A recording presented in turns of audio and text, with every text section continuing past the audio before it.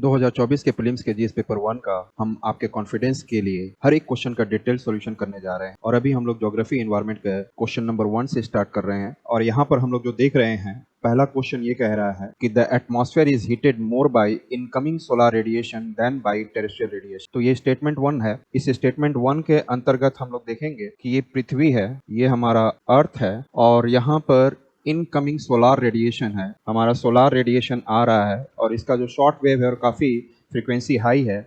इसके बाद जब ये वापस जाता है तो इसकी एनर्जी कम होती है तो लॉन्ग वेव रेडिएशन के थ्रू जाता है। तो यहाँ पर जो कार्बन डाइऑक्साइड, सल्फर के ऑक्साइड्स, नाइट्रोजन के ऑक्साइड्स होते हैं, ये टेरेस्ट्रियल रेडिएशन, पार्थिव विकिरण जो टेरेस्ट्रियल रेडिएशन है, इसको रोक लेता है और ये गैसेस इसको रोककर पृथ्वी को गर्म करते हैं। तो पृथ्वी को कौन गर्म कर रहा है? पृथ्वी को कौन गर्म कर रहा है? Terrestrial radiation. कौन गर्म कर रहा है? टेरेस्ट्रियल रेडिएशन, जिसको हम लोग हिंदी में पार्थिव विकिरण भी कहते हैं। इनकमिंग सोलर रेडिएशन से ज्यादा आपको कौन हिट कर रहा है? पृथ्वी के एटमॉस्फेयर को। एटमॉस्फेयर की बात की जा रही है तो वो जो जा रहा है ऊपर एटमॉस्फेयर के पास, तो कार्बन डाइऑक्साइड जो ग्रीन हाउस गैसेस होते हैं, ये पृथ्वी के द्वारा टेरेस्ट्रियल रेडिएशन जो छोड़ा गया है, इसको अवशोषित करके, एब्जॉर्ब करके गर्म करते हैं। तो इस बेसिस पे यदि मैं देखूं तो हमारा जो फर्स्ट स्टेटमेंट कह रहा है कि atmosphere is heated more by incoming solar radiation, तो ये गलत कह रहा है। इनकमिंग सोलर रेडिएशन से ज्यादा नहीं होता है। किससे ज्यादा होता है? टेरेस्ट्रियल। तो ये स्टेटमेंट हमारा,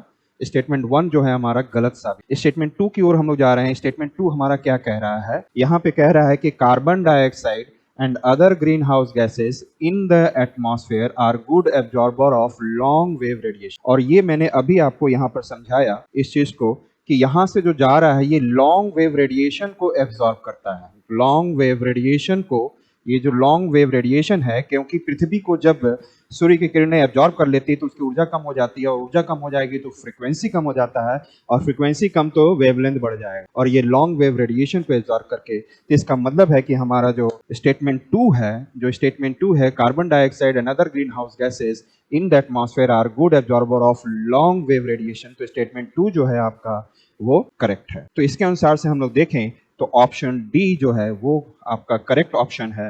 statement 1 is incorrect but statement 2 is correct. इस तरीके से आपने पहले क्वेश्चन का सॉल्यूशन देखा। अगले क्वेश्चन को हम लोग नेक्स्ट वीडियो में तुरंत अपलोड करेंगे बनाकर। तब तक के लिए